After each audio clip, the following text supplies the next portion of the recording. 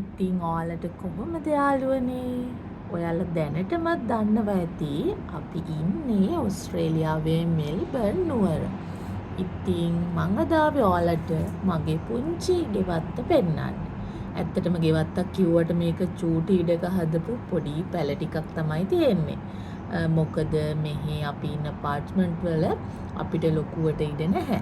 ඒක නිසා තමයි මේ වගේ චූටි ඉඩෙත් අපි ඒ චුට්ටක් වවන්න කියලා බලනවා. මේ තියෙන්නේ සලාද කොළ. ඇත්තටම සලාද කොළ නම් සරුවට වැඩිලා තියෙනවා මෙහි දේශගුණයත් එක්ක. ඒ වගේම මම ගෙනාවා පුංචි බෙල් පෙපර් පැලයක්. දැන් එක චුට්ට ලොකු වෙලා තියෙන්නේ. ඒ වගේම තක්කාලි පැලයක් මේ තියෙන්නේ එක තක්කාලි පැලේ නම් ටිකක් ලොකුවට වැවිලා තියෙනවා. මේ බලන්නකෝ. ඒ වගේම බෝංචි.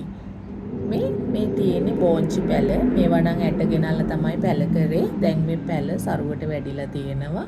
ඒ වගේම මං ගෙනාවා ලැවෙන්ඩර් සීඩ්ස්.